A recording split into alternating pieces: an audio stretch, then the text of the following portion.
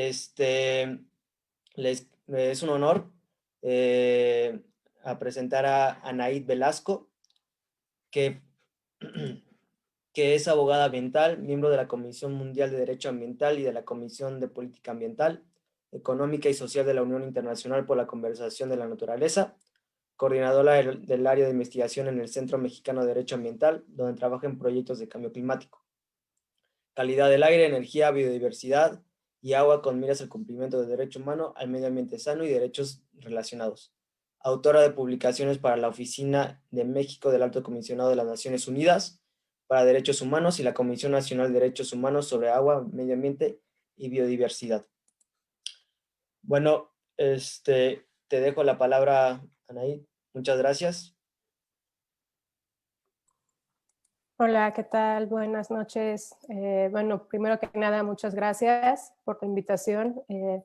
Es un gusto estar aquí con ustedes y compartir pues parte de lo que he aprendido en este camino de abogada ambiental. También extenderles una felicitación porque creo que esta ruta que están siguiendo, así como el encuentro en febrero, pues suena muy esperanzador, sobre todo en un contexto nacional y mundial, ¿no? Donde la emergencia climática pues no nos pide actuar ya, ¿no? Entonces, muchas gracias. Habiendo dicho esto, y bueno, entiendo la dinámica que es, primero yo expongo y al final preguntas. Entonces, siéntanse con toda la confianza de hacerme cualquier pregunta que tengan. Y en caso de que no queden algunas ideas claras y demás, pues igual lo vayan anotando y al final lo vamos viendo, ¿no? Entonces, voy a compartir pantalla. Preparé una pequeña presentación. Entonces, a ver, un momento, por favor.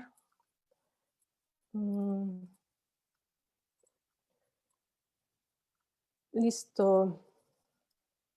¿Me dicen si se puede ver? Sí, ya lo podemos ver. Ok. Bueno, la idea de este pequeño conversatorio es, digamos, cubrir estos dos objetivos específicos. Bueno, primero es conocer qué pasa con las leyes en México, en particular las leyes del sector ambiental y las leyes que fundamentan las acciones que podamos llevar a cabo en cambio climático. Y de manera específica, bueno, digamos, saber a quién acudir o cómo están las instituciones, cuáles son los instrumentos, cuáles son las metas, cuáles podrían ser los mecanismos para hacer exigible, digamos, estas metas, ¿no? Entonces, voy a ir avanzando con la idea de cubrir estos dos objetivos. En primer lugar, bueno, algo que es muy importante decir es que en México la legislación ambiental, digamos, aquí se ve como una manera de panel, puse en la imagen, es justamente así, ¿no? O sea, no es una legislación que esté codificada en un solo instrumento, es una legislación que podríamos tomar pedacitos de distintos lados para armar de manera integral la protección a este medio ambiente, ¿no? Entonces, aquí pueden ver que puse 4 puntos importantes. Primero es el concepto de derechos humanos. También está que la materia ambiental y de cambio climático pues es una materia concurrente y transversal, y bueno, voy a ir explicando qué significa cada palabra. Tenemos por otro lado un bloque de legislación meramente ambiental, o sea, lo que pensamos típicamente como la ley del equilibrio ecológico, o la ley de vida silvestre, la ley de aguas nacionales, etcétera, la propia ley de cambio climático, y ley que no es ambiental, pero que tiene una influencia importante en lo ambiental. Y esto les va a quedar muy claro, por ejemplo, con lo que ha pasado en los últimos años en el sector energético, ¿no? O sea, no es una ley propiamente que su objetivo sea ambiental, pero de la aplicación de la ley depende de que se alcancen o no ciertas metas de mitigación en cambio climático, ¿no? Y así hay otros ejemplos. Entonces, habiendo dicho esto y teniendo esto en mente, pues tenemos un primer reto y eso va a explicar mucho o va a dar la respuesta a por qué nos encontramos y cómo nos encontramos en la gestión y protección ambiental en el país. Es que pues justamente tenemos muchísimas leyes, ¿no? Que tratan, por un lado, de proteger al ambiente, y hay otras leyes que su objetivo no es proteger al ambiente, es quizá regular algún sector específico o alguna actividad específica, pero de su aplicación o de su construcción, pues afecta al medio ambiente, porque nos queda claro que al final del día todos vivimos en este hábitat, ¿no?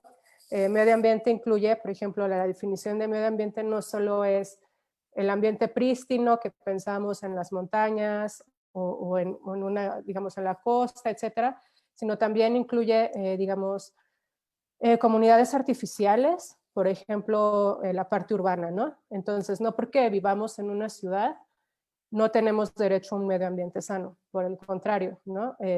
Se hace justiciable y entonces tenemos derecho a esta salud o a esta sanidad en el ambiente.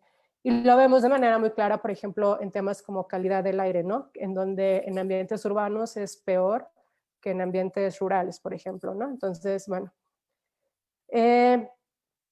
Un aspecto importante que también hay que tomar en cuenta es que en México y a partir del 2011, todos los actos u omisiones de autoridad y por lo tanto la creación de leyes, la aplicación de leyes, la creación de políticas públicas, por ejemplo, que quieran atender algún problema específico del cambio climático, deben cumplir con los derechos humanos. Y estos derechos humanos, que es este catálogo de derechos que son indispensables para tener una vida digna, deben ser, digamos, una línea base que todo acto, les repito, u omisión deben considerar. Y es importante pensar que no es solo actos, no es solo el hacer, sino omisiones. Entonces, les voy a dar un ejemplo. Pensemos que las autoridades tienen la obligación de cumplir con las metas de los instrumentos de cambio climático. Por ejemplo, en particular, pensemos en la contribución nacional determinada, la NDC, ¿no?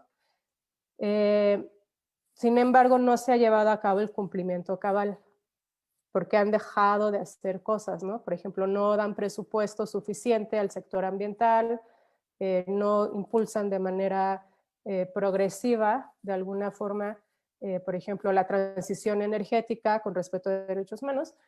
Entonces, esos como no implican omisiones, entonces también una violación, ¿no? El hecho que yo no haga, que me quede de brazos cruzados, tiene consecuencias. Entonces, eso también hay que tener en mente.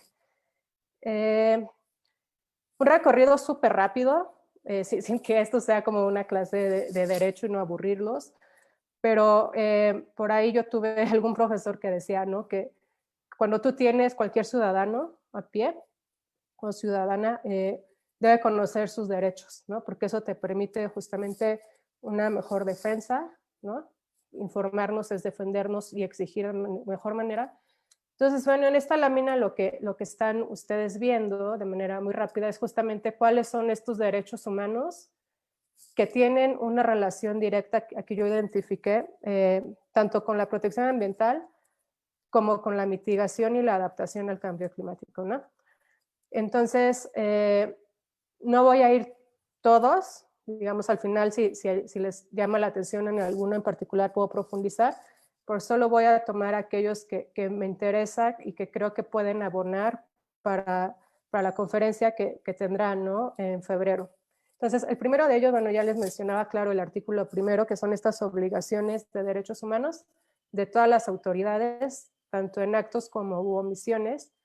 Y cuando hablo de autoridades, es todas las autoridades, es decir, no solo es un juez, no solo es el presidente, sino son todas las personas que ocupan un puesto público y que se encargan de llevar a cabo, digamos, tanto crear leyes como aplicarlas, ¿no? O interpretarlas. Entonces me refiero a, digamos, el orden de gobierno en el municipio, todos los servidores públicos que trabajen a nivel municipal, a nivel estatal, a nivel federal y los tres poderes, o sea, representantes del poder legislativo, diputados y senadores, el poder ejecutivo también y el poder judicial. Entonces, todos ellos se encargan del cumplimiento de estos derechos humanos. Algo muy importante, el principio pro persona. Mencionan que este respeto a derechos humanos debe hacerse considerando el principio pro persona. Esto significa que si yo tengo dos leyes, pensemos por ejemplo, ¿no? Vamos regresando al tema del cambio climático. Pensemos que que existe un acuerdo internacional que menciona o establece, firmado por México, que establece la obligación, y ese es un supuesto, no existe tal cual, ¿no?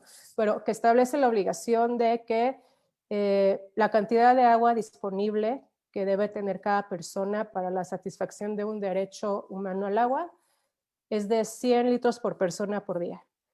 Y bueno, su relación con cambio climático, sabemos es que el agua está directamente vinculada sobre todo con temas de adaptación y vulnerabilidad, ¿no? Salud.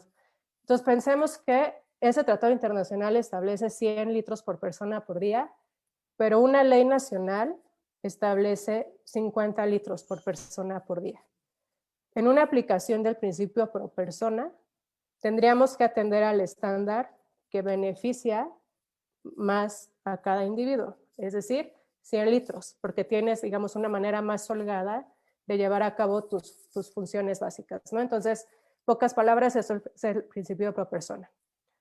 Y otro muy importante es el principio de progresividad. Como es un poco autoexplicativo, pero bueno, otro ejemplo, ¿no? Este principio lo que implica es que todos estos actos de autoridad, en una ley, o la construcción de la NDC, o la construcción del Programa Especial de Cambio Climático, o la asunción de metas de transición energética, o digamos la asunción de metas de reducción de emisiones de gases de efecto invernadero, tienen que ir con el tiempo avanzando, ¿ok? Y de ninguna manera tienes que dar pasos hacia atrás.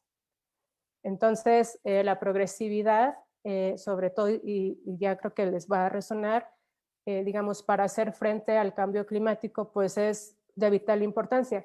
Y también porque hay un reconocimiento de que existen derechos humanos que implican no solo la buena voluntad, ¿no? Es decir, todos estamos conscientes, bueno, quiero pensar que todos y todas estamos conscientes del reto y las consecuencias que implica el cambio climático. Sin embargo, no siempre tenemos los medios suficientes, es decir, me refiero al dinero, a los recursos, para invertir en esas metas, ¿no? Entonces, la progresividad implica que, ok, no tengo el dinero ahorita o el presupuesto público el día de hoy para abatir, por ejemplo, digamos, o para apoyar la transición energética, pero sí puedo, con el paso de los años, dar un peso más o 2 pesos más o 3 pesos más, es decir, ir aumentando el presupuesto de forma que pueda alcanzar la meta. Entonces, eso implica progresividad, ¿no? Y entonces, a partir de este principio, sobre todo, en mi experiencia y en la experiencia que hemos tenido en SEMDA, es que se puede hacer, defender de mejor manera el derecho al medio ambiente sano y el cumplimiento de estas obligaciones, ¿no? Tanto en derechos como el derecho a la salud, derecho al agua, que tienen una relación muy, muy directa con el cambio climático. Ya que hablé del derecho al medio ambiente sano, bueno, este está reconocido en el artículo 4, que el artículo 4 además reconoce el derecho humano al agua, el derecho humano a la salud, y aquí algo que quisiera resaltar respecto al medio ambiente sano, es que es un derecho que no tiene una definición única. O sea, si ustedes me preguntan qué significa o qué implica el derecho al medio ambiente sano, cómo se come y de qué se trata, no hay un consenso sobre qué es. Sin embargo, por ahí, dentro de las Naciones Unidas, han habido intentos por definirlo. Y entonces, en estos intentos por definir el derecho, hay una definición que nosotros ocupamos mucho, que me señala que este derecho entraña obligaciones, le llaman procedimentales, y las obligaciones propiamente sustantivas, ¿no? Que es como la carnita. Las obligaciones procedimentales, esto sí creo que les va a resonar bastante bien, implican prácticamente los derechos del principio 10, es decir, acceso a la información, acceso a la participación y acceso a la justicia. Son derechos que sirven o que instrumentan, digamos, otras metas. Entonces, eso forma parte del derecho al medio ambiente sano. Y ya la carnita, ¿no? Es justamente esta otra parte, por ejemplo, de que tenemos derecho a un aire limpio, tenemos derecho a que exista la biodiversidad, tenemos derecho a que exista un suelo no erosionado, a que se mida el impacto ambiental de las obras y actividades, etcétera, etcétera, ¿no? Entonces, ambos forman parte del derecho al medio ambiente sano. Otro aspecto importante a resaltar sobre este derecho es que me imagino que han estado familiarizados pues con la tendencia que ha habido en los últimos 10 años, en donde se ha mencionado, por ejemplo, que no solo los seres humanos tienen derechos al medio ambiente, ¿no? Es decir, los seres vivos en general, o sea, incluidos plantas y animales, también tienen derecho a un medio ambiente sano. Entonces, se está pasando de una visión antropocéntrica, ¿no? Que así es como en México se ha construido la mayoría de la legislación antropocéntrica, en donde los daños y los impactos ambientales o la protección ambiental se da en función de proteger a los seres humanos, pero ya estamos transitando a otra visión, ¿no? O sea, más ecosistémica, menos centrada en el ser humano. Y esto ha sido también entendido por la Suprema Corte. Por ejemplo, hubo un caso en la Suprema Corte hace un par de años en donde ellos han establecido una tesis o un criterio que menciona que el medio ambiente tiene dos dimensiones, una objetiva y una subjetiva. La dimensión objetiva justamente se refiere a proteger todos los elementos que conforman el medio ambiente, es decir, el aire, el agua, el suelo, la biodiversidad, el clima, etcétera, etcétera, independientemente de que les sirvan o no a los seres humanos, e independientemente de que yo tenga un daño, ¿ok? Entonces, esa es una dimensión que ya está permeando en el Poder Judicial, por lo menos, y también ya hay algunas leyes que toman esta dimensión. Por ejemplo, la nueva constitución, bueno, relativamente nueva constitución de la Ciudad de México, reconoce derechos, ¿no? de animales, por ejemplo, ¿no? Y de la naturaleza, es decir, ya no es una visión antropocéntrica. Y luego está la dimensión subjetiva, que ahí sí es la visión clásica, ¿no? Es decir, yo protejo, digamos, el aire porque la mala calidad del aire me causa asma y me lleva, en el peor de los casos, a la muerte. O yo estoy preocupada por el clima porque he sido desplazada climática, perdí mi casa por efectos de un huracán y entonces me preocupa, digamos, el aumento de temperaturas, ¿no? Esta es la visión clásica y es la visión subjetiva. Pero bueno, digamos, aquí lo importante es que ya estamos transitando hacia, digamos, justamente a tratar de salirnos de nuestro centro, ¿no? de egocéntricos. Otro aspecto importante es el artículo 2 constitucional, que menciona y reconoce la pluriculturalidad que existe en nuestro país. Es decir, somos un país heterogéneo, somos un país muy rico en muchas acepciones. Una de ellas es justamente la diversidad de pueblos y comunidades indígenas. Y entonces, ustedes saben que el artículo 2, bueno, es un producto, entre muchas otras cosas, del movimiento zapatista del 94, en donde, no de manera muy acertada, pero bueno, se intentó, justamente reconocer estos derechos de pueblos y comunidades indígenas. Y regresando una vez más al tema ambiental y al tema climático, ¿no? Pues esto es muy relevante, porque hay estudios que han reconocido que los territorios mejor conservados justamente coinciden con que son territorios que son manejados o ocupados por pueblos y comunidades indígenas, por un lado, pero también por otro lado, justamente pueblos y comunidades indígenas son los que están situados por debajo, digamos, de esta pirámide de ingresos, ¿no? Sabemos que muchos de ellos se encuentran en rezago, una gran brecha de desigualdad económica, y eso también nos hace altamente vulnerables a los pérdidas y daños derivados del cambio climático, ¿no?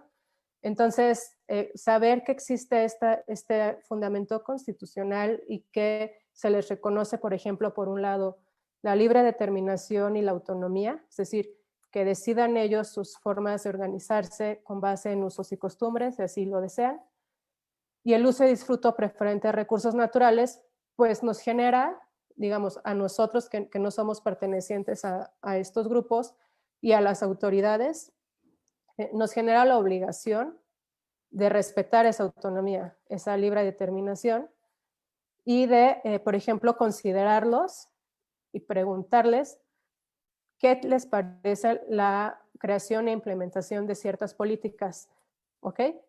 Entonces, bueno, eso es como digamos lo que quiero resaltar de esta lámina.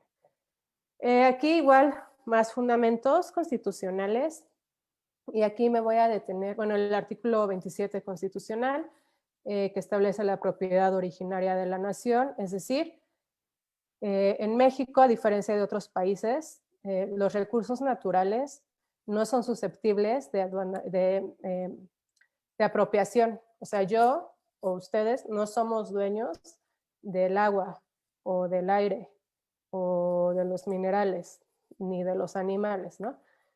Sino que pertenecen a la nación y hay varios recursos que para su uso necesito una concesión, ¿ok? Que digamos es este título de uso y aprovechamiento o explotación de algún recurso natural, donde se me permite eso y al cabo de un tiempo se regresa. No transmite la propiedad, lo que hace es transmitir, digamos, el derecho de explotar ese recurso, ¿no? Y se ve muy típicamente en la minería y se ve también de manera muy típica en temas de recursos hídricos en el agua. También tiene otro contenido, por ejemplo, es el artículo en el cual se establece la unidad de organización agraria por excelencia que es el ejido, ¿no? Que ustedes saben que el ejido ha sido o fue en su momento un ejemplo mundial sobre organización campesina, derivado de la Revolución Mexicana, pues está en el artículo 27, ¿no? Y igual, tiene una relevancia, es muy importante también, sobre todo en el tema de mitigación, porque muchos, por ejemplo, de los sumideros de carbono, ¿no? Pensemos el sector forestal, son manejados por ejidos, ¿no? Entonces, bueno, eso. Y aquí tengo subrayado que sería como el segundo tema que quiero, o el segundo aspecto que quiero y que creo que es muy importante tener en mente, es la concurrencia, ¿no? La materia ambiental y el cambio climático, en derecho los abogados decimos que es una materia concurrente. ¿Qué significa eso? Pues significa que, ya lo dije un poco hace rato, que los municipios, los estados y la federación, es decir, los tres órdenes de gobierno, tienen algo que hacer o tienen algo que decir en ese tema, ¿sí?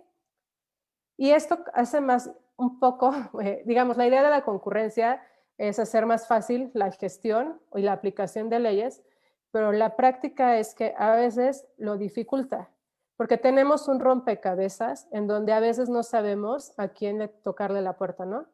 O se echan la bolita unos a otros.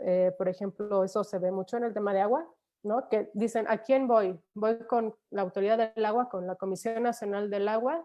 ¿O voy con mi sistema de agua potable y saneamiento? ¿O voy con el alcalde?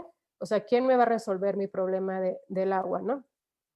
Entonces, digamos, eso podría ser como un aspecto negativo, pero la idea de la concurrencia era justo lo opuesto. O sea, era justo decir, como al final del día la materia ambiental se desarrolla en un territorio determinado y en ese territorio confluyen el municipio, los estados y la federación, pues cada uno puede hacer algo, ¿no?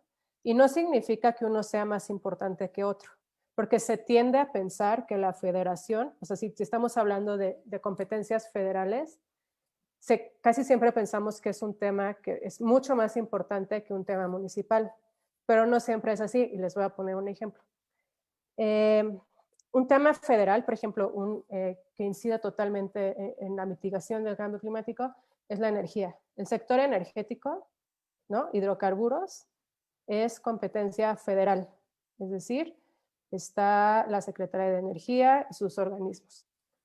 Y puede ser que tengamos un proyecto, se les va a sonar mucho, pensemos en una refinería que se quiere hacer, ¿no? Que es competencia federal. Se llevan a cabo todos los permisos federales, ¿no? La autorización de impacto ambiental, los contratos, etcétera, etcétera. Pero resulta que por ahí el municipio pues también tiene algo que decir, porque el municipio le toca nada más y nada menos que autorizar el cambio de uso de suelo, dar las licencias de construcción. Pues pudiera ser que el municipio o el presidente municipal decida que no se va a dar la licencia de construcción ni el cambio de uso de suelo porque la refinería o el proyecto va en contra de un programa de desarrollo urbano municipal. Y entonces el municipio niega el permiso. Ya, con esa simple negación, no va adelante el proyecto. ¿Se dan cuenta? Entonces, no es que uno sea más importante que otro. Es simplemente pensemos como en un equipo de fútbol o en un equipo de básquetbol o el que les gusta el deporte que quieran, que sea colectivo, pues todos tienen un rol que hacer para que avance, digamos, la política o las leyes en esa materia, ¿no? Entonces, bueno, aquí lo que es importante es que entonces tanto el cambio climático, la atención al cambio climático, es decir, la creación y la implementación de medidas de adaptación y mitigación son concurrentes, como la protección ambiental y el equilibrio ecológico son concurrentes. Entonces, se van a dar cuenta también, hay una serie de leyes que son generales, ¿no? O sea, la Ley General del Equilibrio Ecológico y Protección al Ambiente, Ley General de Cambio Climático, Ley General de Desarrollo Forestal Sustentable, etcétera, etcétera. Pero en cada estado también, ¿no? Si tenemos nuestras leyes estatales y luego los bandos municipales. Y todos atienden un pedacito o un fragmento de la gestión ambiental o un pedacito o un fragmento de cambio climático, ¿sí? Y bueno, y por último, de esta lámina, bueno, artículo 115, que justo, ¿no? Establece cuáles son las facultades de manera expresa del municipio. Entonces, por ejemplo, al municipio le corresponde, entre otras varias cosas, dotar el servicio de agua potable y saneamiento y tratamiento también, y así como la gestión de residuos sólidos urbanos, ¿no? Que igual sabemos, los residuos sólidos urbanos son una fuente importante de emisiones, sobre todo de metano, ¿no? Por ejemplo. Artículo 133, tratados internacionales, es decir, todos los tratados firmados y ratificados, firmados por el presidente y ratificados por el Senado, son ley obligatoria, ¿no? Aunque no tengamos una ley espejo a nivel nacional. Les voy a dar otro ejemplo. México, obviamente firmó y ratificó la Convención Marco de Cambio Climático en el 93, pero no tuvimos ley sino hasta el 2012. Todos esos años, de todas maneras, la convención era obligatoria, su aplicación, ¿ok? Aunque no tuviéramos una ley nacional. Entonces, prácticamente este artículo 133 es lo que menciona, ¿no? Todos los tratados que hayan seguido ese procedimiento para su creación y firma son de aplicación obligatoria. Habiendo dicho eso, entonces aquí no se espanten, no voy a explicar cada una, es solo como que a golpe de imagen se den una idea de cuál es el marco legal propiamente ambiental y con todos estos reglamentos, y esto solo refleja los generales. Aquí a esto le suman, ya les decía, los de cada uno de sus estados, ¿no? O los que vimos en la ciudad, pues los de la Ciudad de México. Entonces, esto es, digamos, la legislación propiamente ambiental, ¿no? Tenemos la ley del equilibrio ecológico, vida silvestre, residuos, desarrollo forestal, agua, cambio climático. Y tenemos otras, aquí con colorcitos diferentes, que no son leyes ambientales, pero inciden. Entonces aquí ya están viendo, ¿no? Ley General de Salud, la de bioseguridad, hidrocarburos, general de bienes nacionales, etcétera, etcétera. Aquí una crítica que se ha hecho, no solo a nivel nacional, pero también internacional, es que muchas veces se ha preguntado, se ha cuestionado por qué el cambio climático está sectorizado a medio ambiente. Es decir, cambio climático, sabemos, es un fenómeno que es transversal, o sea, que afecta a distintas esferas de la economía, esferas también del medio ambiente, aspectos sociales. Entonces la pregunta es, ¿por qué la Semarnat, en el caso de México, ¿no? La Secretaría de Medio Ambiente y Recursos Naturales, se le atribuyó como ser la cabeza del sector? ¿Por qué la ponemos en el sector ambiental? Que esto se repite en muchos países en América Latina, ¿no? Y también en Europa, o sea, no solo es aquí. Y siendo que el cambio climático es transversal y siendo que muchas veces la agenda ambiental no es prioritaria para, digamos, los líderes de las naciones, ¿no? O sea, si hubiéramos puesto la Ley General de Cambio Climático en manos de, por ejemplo, la Secretaría de Economía, ¿qué pasaría?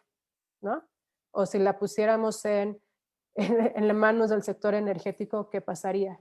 Claro que, por ejemplo, exacto, veo sus caras de sorpresa. El día de hoy, si pusiéramos la ley de cambio climático en el sector energético, pues sería darnos un tiro, ¿no? Sería harakiri totalmente. Pero bueno, el día de hoy está sectorizado a la parte ambiental, pero eso no le quita su carácter transversal, ¿ok? Es decir, autoridades, todas las autoridades tienen obligación de generar y estar pensando en medidas de mitigación y de adaptación desde su escritorio, o sea, y desde el área que representen. Entonces, la Secretaría de Turismo tiene que pensar en medidas de mitigación y adaptación del sector turismo, economía igual, la Secretaría de Bienestar, etcétera, etcétera, ¿no? Y lo mismo se replica a nivel estatal y baja hasta los municipios. Y bueno, ya entrando un poco más también a la materia de cambio climático, bueno, pues sabemos, ya lo dije hace rato, pues bueno, la legislación en temas de cambio climático, digamos, este es el marco. México firmó y ratificó estos tres, por un lado la Convención Marco, el Protocolo de Kioto y el Acuerdo de París de 2015. Cada uno trae contenidos específicos. Lo que aquí es importante resaltar, me voy a detener en el Acuerdo de París sobre todo, es que a partir de este acuerdo justamente nace la obligación de hacer las contribuciones nacionalmente determinadas y la política nacional de adaptación.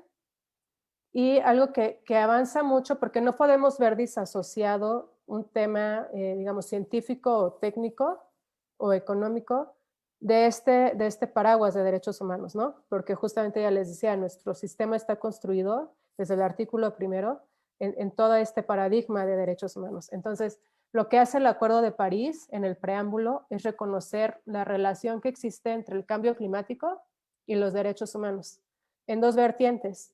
Una, porque los efectos del cambio climático implican posibles violaciones a derechos humanos. Ya ponía varios ejemplos, ¿no? Es decir, si soy una desplazada climática, ¿qué derechos se están violando? Pues mi derecho a la vivienda, seguramente, posiblemente mi derecho a la educación, porque no sé si voy a poder seguir asistiendo a la misma escuela y digamos, el tiempo de rezago para digamos, retomar mis estudios, derecho al trabajo, ¿no? Derecho al agua, etcétera, etcétera, ¿no?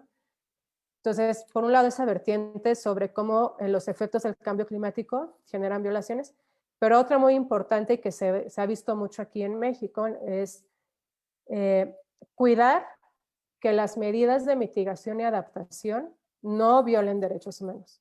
Por ejemplo, cuidar que la transición energética no viole derechos humanos. Entonces, están ese reconocimiento.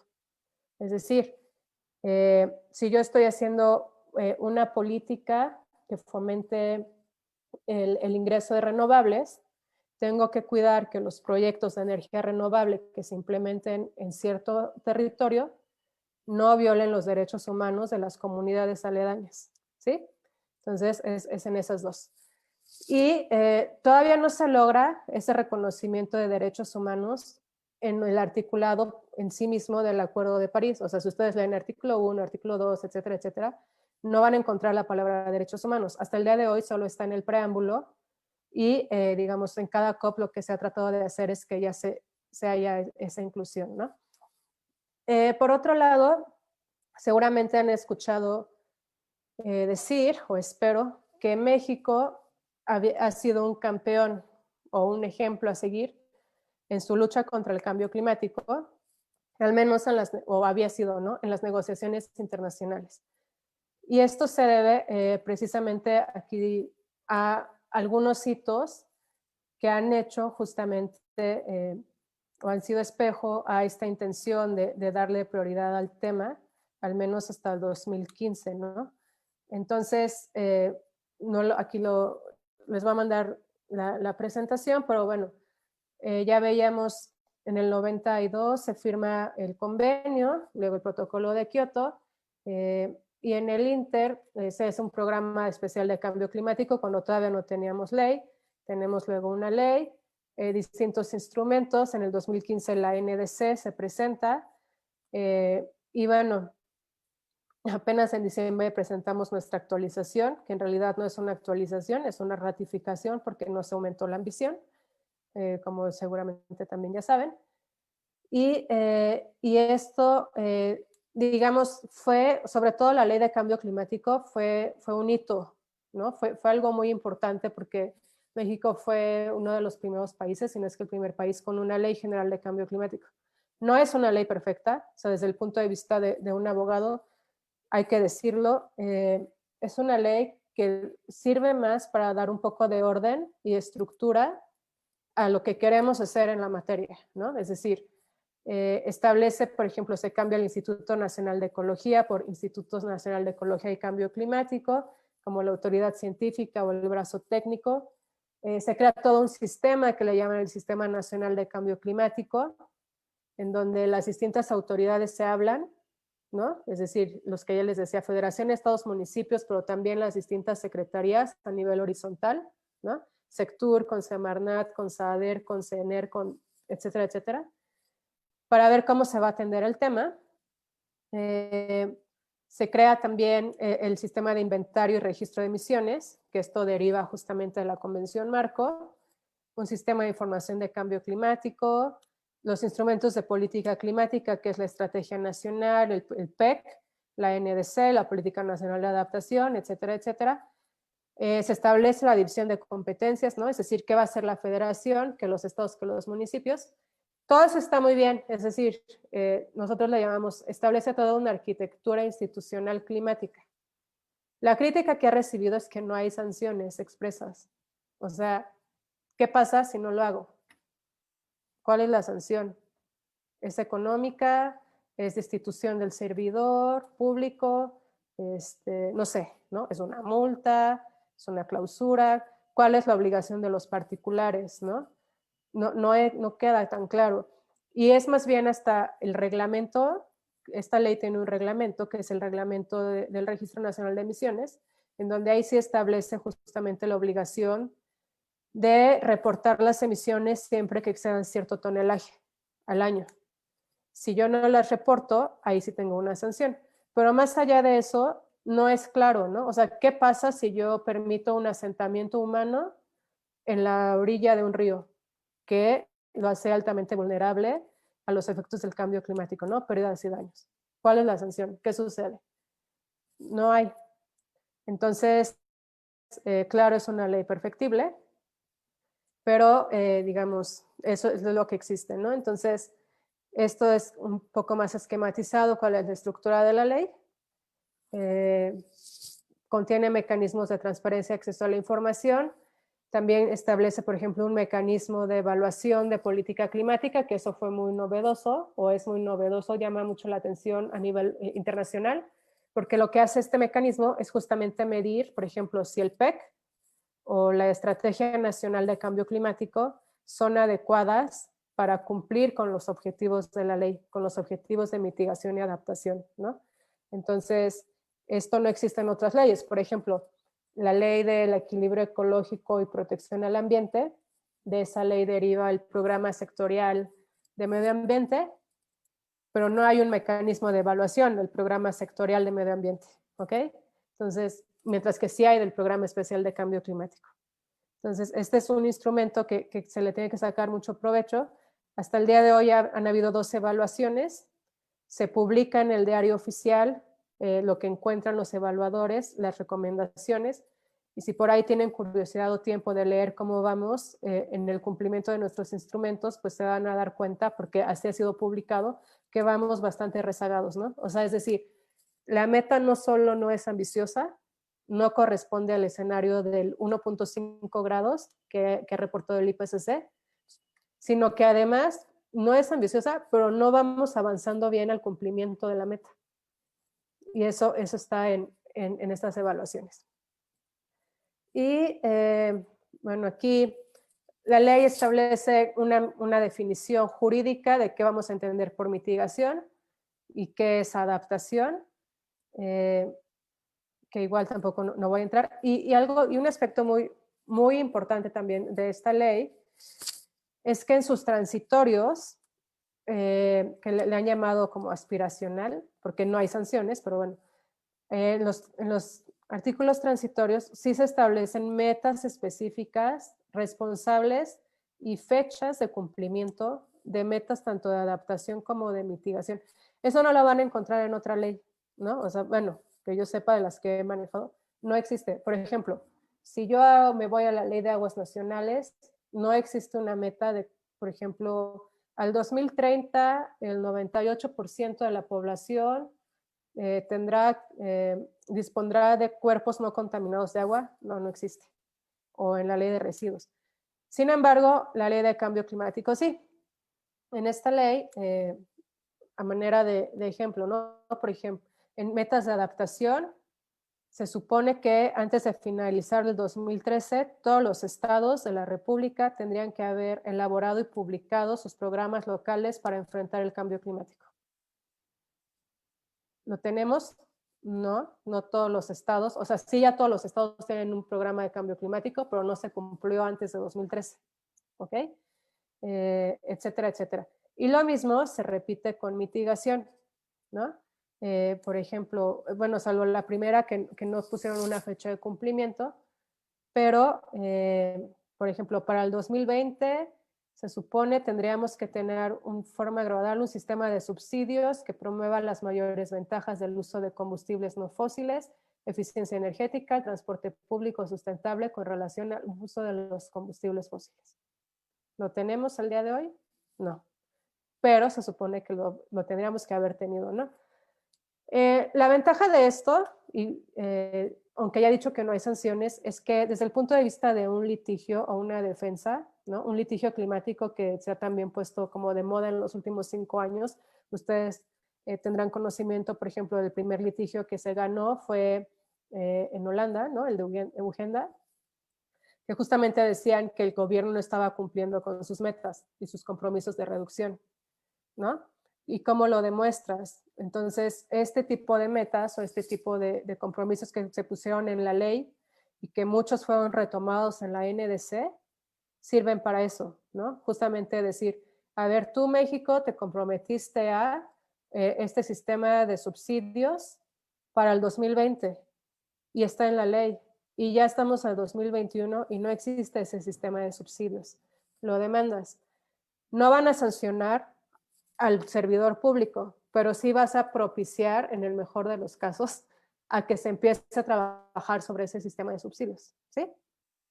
Entonces, digamos, eso es. Y creo que para dar pie más bien a preguntas y respuestas, pues digamos, eso es como las generalidades de la legislación ambiental y climática. Traté de ver como los puntos más importantes ver, pero bueno, ahora escucho sus preguntas, comentarios e inquietudes. Gracias. Muchas gracias, Anaí.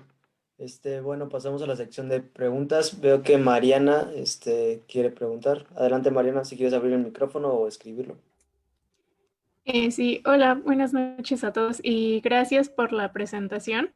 Mi pregunta es relacionada a, bueno, en este caso de los tratados internacionales que se han firmado sobre cambio climático, pues finalmente muchos sabemos que las acciones que hagan los países es por buena onda, ¿no? Y lo que hay ahorita en México, pues también es por buena onda.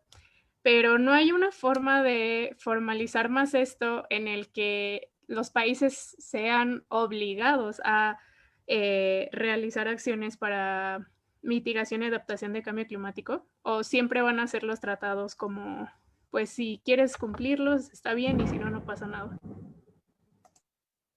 Una pregunta, ¿escucho varias o voy contestando? No sé. No, yo creo que una y una, porque creo que por el momento solo hay esto. Ah, ok, ok. Sí, efectivamente, esa es una de las grandes críticas de los tratados ambientales multilaterales, como que no se ve muy claro qué sanción habría, ¿no? Es decir, no solo en temas de cambio climático, en otros tratados como Convenio de Diversidad Biológica, el CDB, etcétera. ¿Qué pasa si incumplen? Más allá de que se haga algún extrañamiento, parecía que no hay nada. No obstante, sí existe un tipo de tratados internacionales que no siempre son de nuestro agrado, pero que a veces han servido para causas ambientales y que podrían servir para el tema de justo metas de mitigación de cambio climático, y me refiero a los tratados de libre comercio, a los tratados comerciales, que os he dicho, no siempre son de nuestro agrado porque pues, sabemos, ¿no? También consecuencias que han tenido este tipo de tratados, pero ahí sí que hay sanciones, y hay sanciones económicas, ¿no?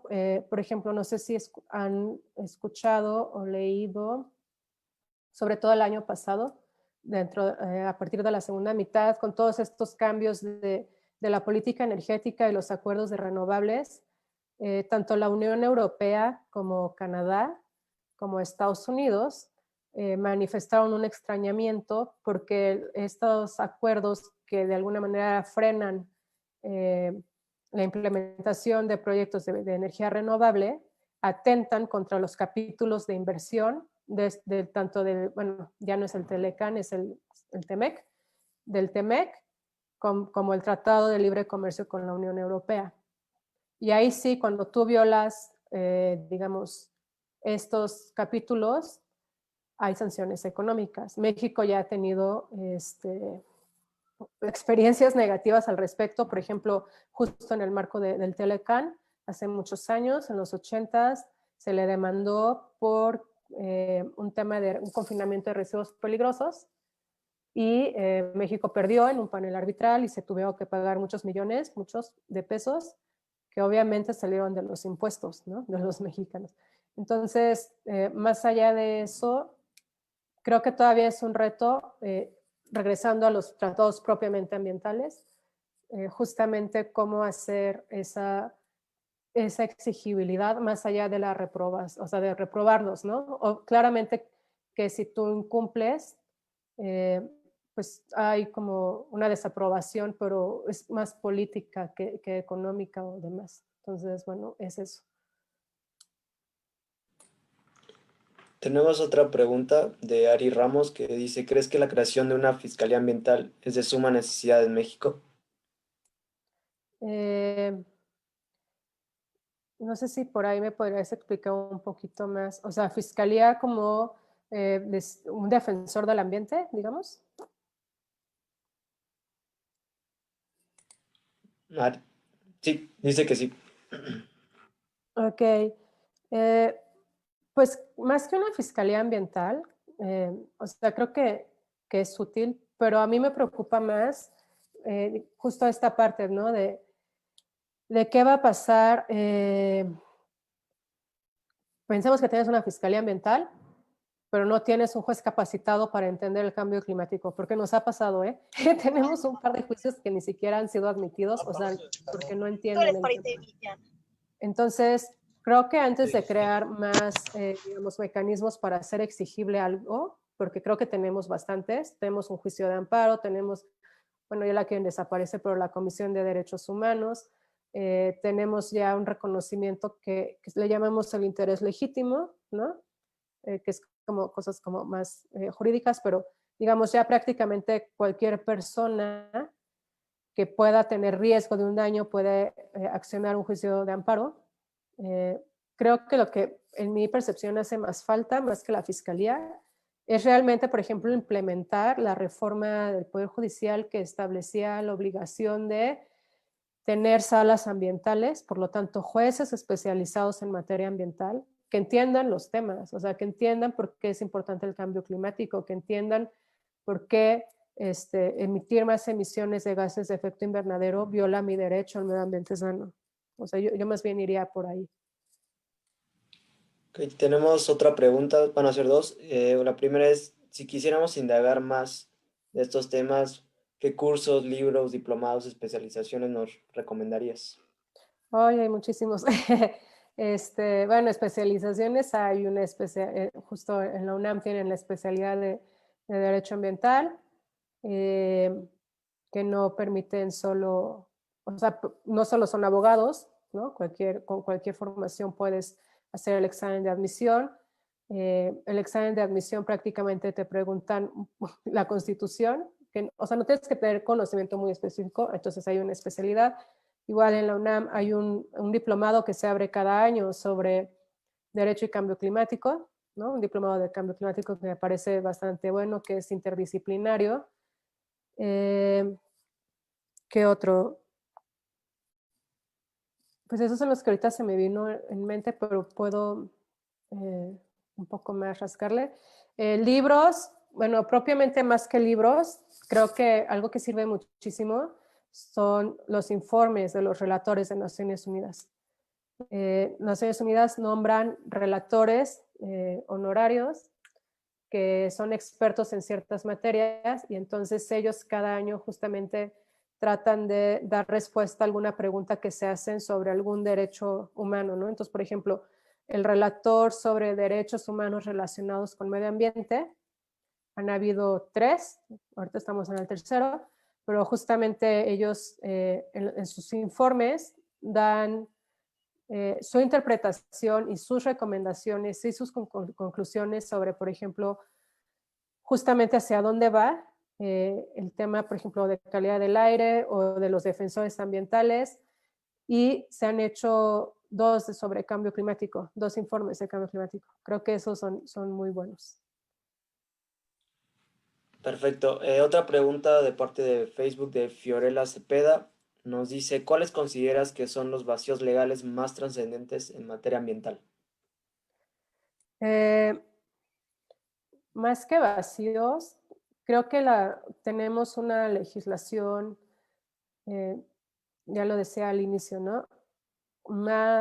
Tan grande y tan fragmentada que genera todo un reto de manera integral proteger al medio ambiente y no solo por la legislación ambiental, ya lo decía, ¿no? Es decir, tenemos legislaciones sectoriales que van en contra de lo que lo mismo legislación ambiental dice. Les voy a dar un ejemplo. En temas de agua, se supone que es prioritario el uso del agua para el consumo humano, ¿no? Es lógico. Sin embargo, si yo me voy a la ley minera, la ley minera te permite que puedas tener acceso al agua del laboreo, producto de las minas, de manera preferente sobre cualquier otro uso. Y ahí se chocan y se contraponen. Entonces, por un lado es, ¿cómo vas a armonizar toda tu legislación más allá de la legislación sectorial ambiental para que sea íntegra, ¿no? Y persigan un mismo fin? Y hay otros vacíos que sí es propiamente de la legislación ambiental, por ejemplo, en temas procesales. Les voy a dar un ejemplo. La carga de la prueba. En derecho tenemos un principio que dice, el que afirma está obligado a probar. O sea, si yo te digo, es que la refinería o la termoeléctrica X o el ¿cómo se llama? Se me fue el relleno sanitario, ajá, está generando gases de efecto invernadero que me causan daños, me van a causar daños a la salud, ¿no? O ya me están causando daños a la salud. Yo le tengo que probar al juez esos daños al día de hoy. Un vacío, o nosotros lo que nos gustaría es revertir la carga de la prueba, o sea, es decir, más bien que la fábrica o la refinería o el dueño del proyecto demuestre que su actividad no me causa daño a mí, ¿ok? Y esto tiene mucho sentido en materia ambiental porque muchas veces estos daños, estas evidencias, se generan en periciales, por ejemplo, ¿no? En pruebas periciales. Tengo que pagar, bueno, primero encontrar un perito en la materia, pagar el peritaje y, como ya decía yo, muchos de los afectados ambientales son poblaciones que se encuentran en condiciones de desigualdad. Entonces, número uno, ¿cómo vas a encontrar un perito? Número dos, ¿cómo le vas a pagar el perito? Entonces, revertir la carga de la prueba, creo que eso es muy, muy importante. Y otro vacío que se está tratando de llenar es, ¿cómo se llama? Aplicar el principio pro natura. Ya les decía al inicio el principio pro persona, ¿no? Que está en el artículo primero, que obedece claramente a esta visión antropocéntrica, bla, bla, bla. Ahora, bueno, no ahora, los últimos 5 años también ya se habla del principio indubio pro natura, que significa que en caso, esto se parece al principio precautorio, pero un poquito, va todavía un poco más afinado, ¿no? Es decir, voy a llevar a cabo o tomar la decisión que beneficie más a la naturaleza. Eso es, ¿no? En pocas palabras, ese es un vacío que tenemos.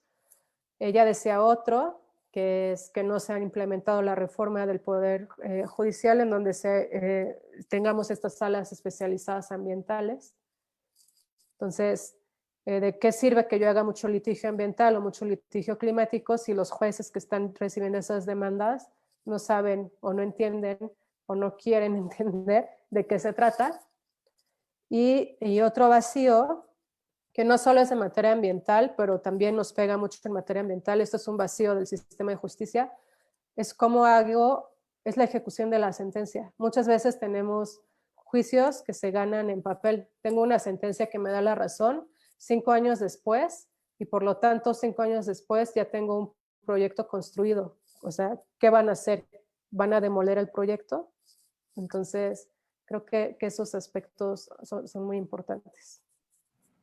Perfecto, muchas gracias. Tenemos otra pregunta de Darío Martínez que dice, con el actual gobierno, ¿qué tanto se ha visto la implementación de leyes ambientales, en particular la de cambio climático, o si se ha visto un retroceso? Pues sí, creo que en el actual gobierno lamentablemente, bueno, está un poco disasociado, ¿no? Partiendo que cambio climático es transversal y no solo abarca un sector, podríamos decir que han habido avances en algunos sectores del cambio climático, pero esos avances o lamentablemente esos sectores no son los sectores que tendríamos que estar atacando, no son los que generan más emisiones, no son los sectores que nos hacen responsable como uno de los 15 países que más emiten gases de efecto invernadero, y claramente me estoy refiriendo al sector energético, ¿no? O sea, sí han habido, por ejemplo, avances. Hace poco se aprobó el acuerdo que prohíbe el glifosato, ¿no? Que le pega totalmente a temas de agricultura, le pega totalmente a temas de agua, por ejemplo, que son importantes en términos de resiliencia. Entonces, ahí sí hay una aplicación y un avance. Pero, ¿qué pasa con el sector energético, no? Estoy apoyando 100% fósiles en detrimento de la descarbonización. Entonces, creo que la implementación de leyes ambientales, en el caso en el que existe, son muy alineadas al tema de agricultura, ¿no? Otro ejemplo, uno de los programas más importantes de esta administración es el programa de Sembrando Vida, que es un programa que se ha dicho que, por un lado, trata de impulsar aspectos productivos del campo a través de la siembra de estos árboles frutales, que es un programa que no está en la Secretaría de Medio Ambiente sectorizado, sino a la SADER, ¿no? Y sin embargo, aunque tenga buenas intenciones, este programa ha tenido efectos perversos, ¿no? ¿Por qué? Porque, por ejemplo, ha incentivado cambios de suelo, es decir, remoción de vegetación nativa para poder implementar tus frutales, por un lado.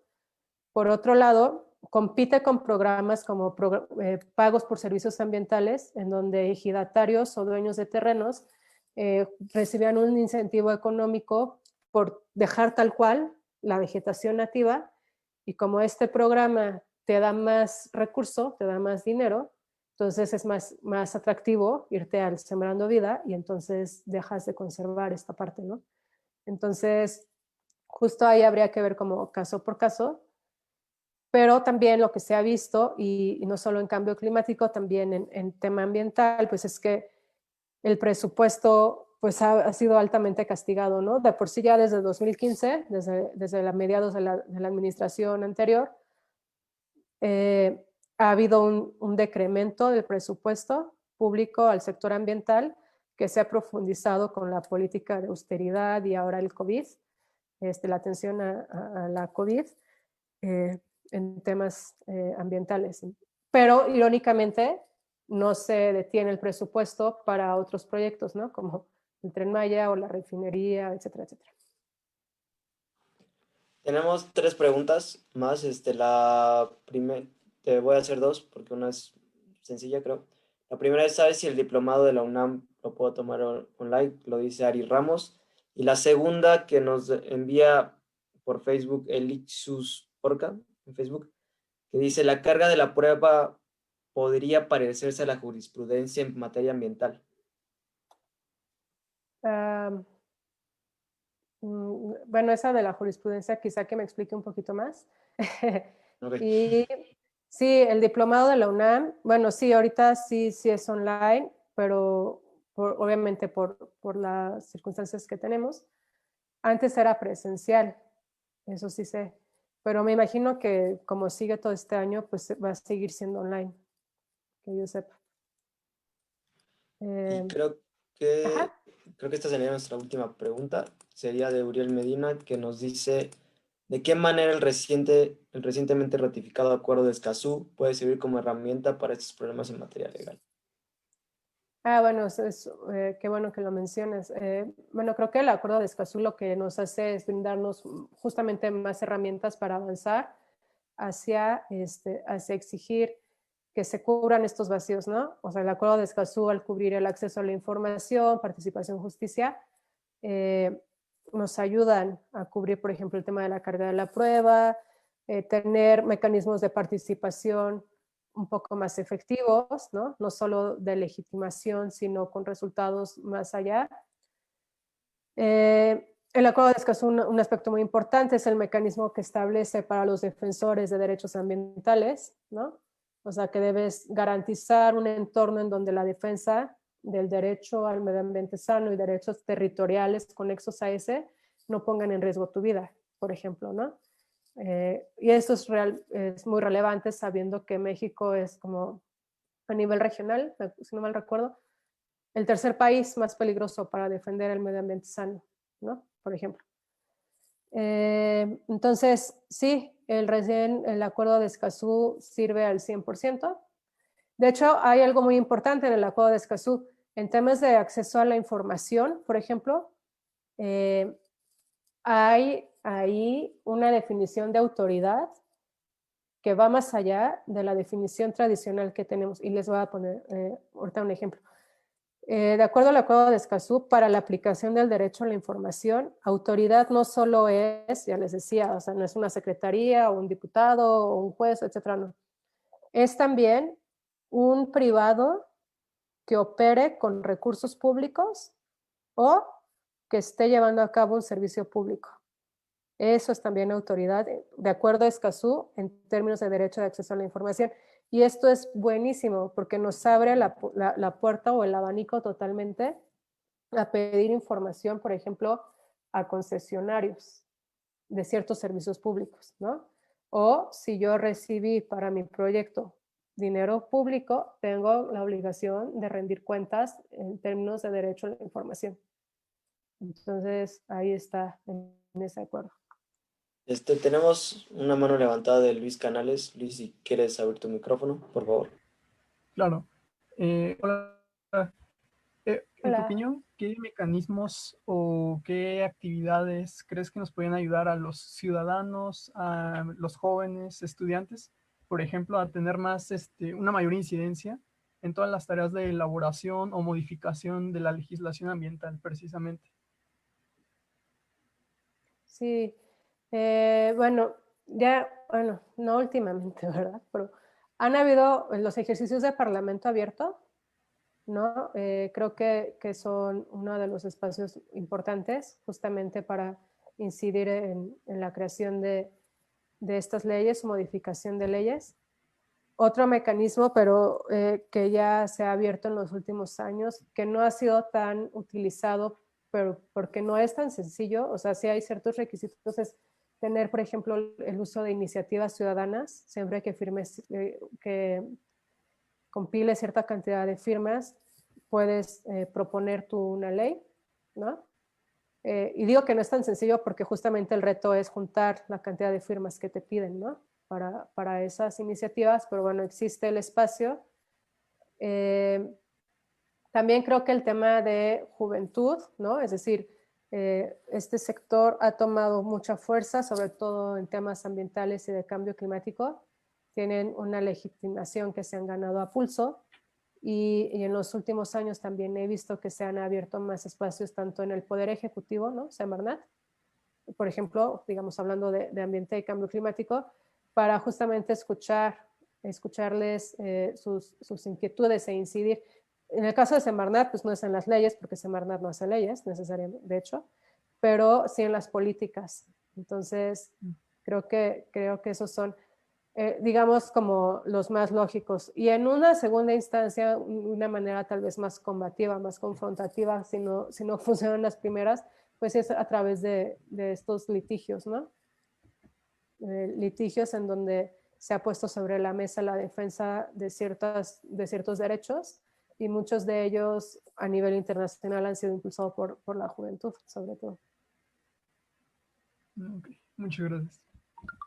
Tenemos una pregunta de Mariana que dice, lo que mencionaste de la reforma para que los jueces se informen más sobre el medio ambiente y cambio climático, ¿pinta bien o está detenido? Pues ahí el tema es que, por ejemplo, el Consejo de la Judicatura Federal, que es bueno, entre otras cosas también lo que hace es generar una capacitación continua a los jueces, sí tenía una capacitación en temas ambientales a jueces, ¿no? O sea, sí existía. El tema es que no se ha materializado como tal la sala ambiental. O sea, ustedes saben, existe bueno, o si no les cuento, existe una sala civil, una mercantil, una penal y una administrativa, ¿no? Cuando tú vas a justicia ordinaria. Entonces la idea era tener civil, penal, administrativa, mercantil y ambiental. Y ahí lo que no ha pasado es que creo que pues no le han invertido, no tienen el interés de abrir esas salas. En el Inter, algunos jueces se han capacitado, no todos, ¿no? Todavía creo que hay un rezago importante. Entonces, muchas veces es de suerte, depende a qué juez se haya turnado tu juicio, va a ser su entendimiento. Han habido jueces que sí son bastante vanguardistas, pero lamentablemente no es la mayoría. Perfecto. No sé si alguien tenga más una pregunta. ¿Quieren levantar la mano? Bueno, yo tengo una pregunta, que es sobre el tema. Ah, no, sí, perdón, Montserrat. Quieres levantar la mano. Adelante. Gracias. Ya que el fideicomiso del Fondo Ambiental para el Cambio Climático se extinguió y se supone que ese estaba dentro de la Ley General de Cambio Climático, ¿existe alguna forma de volverlo a tener? Y si no es así, ¿existen otras herramientas para las personas que se ven afectadas justamente por las consecuencias del cambio climático? Gracias. Ok. Sí, o sea, digamos, lo que desaparecieron fue la estructura y el mecanismo de gobernanza y, bueno, sí, totalmente la forma en cómo se van a dar estos apoyos, ¿no? Cómo se van a canalizar. Pues la forma de regresarlo, bueno, uno ya lo he mencionado reiteradamente, o sea, creo que hay varios litigios en contra de la desaparición de este fondo. Va a llevar su tiempo, que la justicia no es rápida ni expedita, como dice la Constitución. En el mejor de los casos, un año. Pero bueno, esa es una forma. La otra, pues es hacer otra vez como incidencia directa con algún legislador, algún diputado, algún senador para que lo regrese, pero pues claramente con toda digamos, con todo el proceso político de obtener los votos, etcétera, etcétera. En el Inter, las personas que han sido afectadas por la desaparición, o sea, ¿te refieres a personas afectadas directamente? O sea, que yo era beneficiaria de un proyecto, o más como en el grueso de la población porque me voy a quedar en estado de defensión. De población. Ok, bueno, uno es justo, de hecho, muchos de estos litigios que se han hecho no necesariamente son por personas que recibieran fondos, sino porque la desaparición del fondo obstaculiza la implementación de medidas de mitigación y adaptación y por lo tanto afecta o pone en riesgo el cumplimiento del derecho al medio ambiente sano. Entonces, uno son estos litigios que se están haciendo y pues sí, lo mismo. Lo otro es pues tratar de buscar algún diputado, algún senador o dentro del mismo Semarnat que salga o que se visibilice la necesidad de regresar al fideicomiso, ¿no? En la forma esta del fideicomiso. Lo cual implica muchísima incidencia porque pues sabemos que en el Congreso, o sea, la mayoría sabemos cómo votó. Entonces, pues sí, la verdad, honestamente se ve un poco negro el panorama por el aspecto de incidencia directa y más bien pues saber los litigios en qué resultan. Tenemos una pregunta, otra de Darío, que es, ¿sabes si a nivel nacional o internacional existe algún observatorio o un organismo que se encargue de que este tipo de leyes y procesos se pueden llevar correctamente? Gracias. Fíjate que como observatorio tal cual, por ejemplo, algún observatorio de cambio climático, no conozco. Sí que existimos, o sea, por ejemplo, yo trabajo en el SEMNA, pero también sé que varios colegas de otras organizaciones tenemos los ojos bien abiertos justamente para estar viendo que se cumplan con estas leyes y procesos. Pero sí, todavía como conformados bajo la forma de un observatorio, no, todavía no. Hay observatorios, por ejemplo, sobre agua, ¿no? Eso sí sé, que están constituidos, observatorios de agua. Algunos otros, por ejemplo, observatorios de calidad del aire, que al final del día todos tienen de alguna forma que ver con cambio climático. Está, por ejemplo, la Alianza contra el Fracking, que también está muy al pendiente sobre esta actividad. Pero uno así más integral, yo desconozco. Perfecto. Y bueno, creo que no sé si alguien tengamos una pregunta para poder realizar la mía. Y bueno, es sobre el tema de que actualmente se ha ido trabajando para que la Corte Penal Internacional reconozca al ecocidio como un nacional. En caso de ser aprobado, ¿qué instrumentos existen en México? Ay, se me cortó un poquito. ¿Es qué instrumentos qué, perdón? Perdón. En casos de ser aprobado, ¿qué instrumentos existen en México en esta materia? Ok. Bueno, si estamos hablando de un tipo penal que está reconocido, el ecocidio, pues tendrías que encontrar de manera ideal el espejo, ese tipo penal en la codificación penal. Me refiero al Código Penal Federal, ¿no? O sea, que en primer lugar también se reconozca en México para poder hacerlo exigible como tal.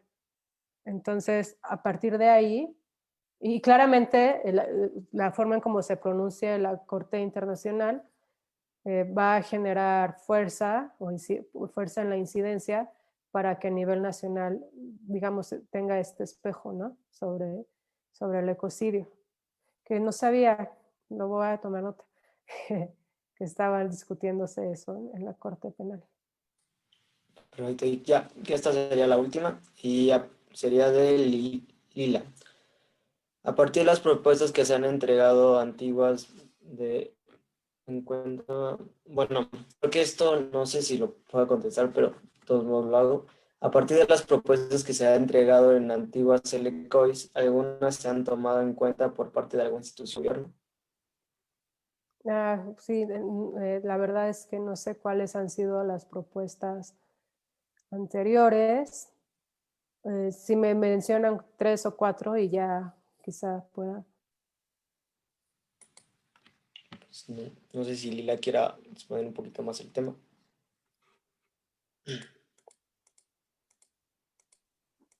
No, gracias. Así. Ok, está bien. Bueno, le agradecemos mucho a todas, a todos y a todes que se pudieron conectar y que pudieron conectarse vía Facebook.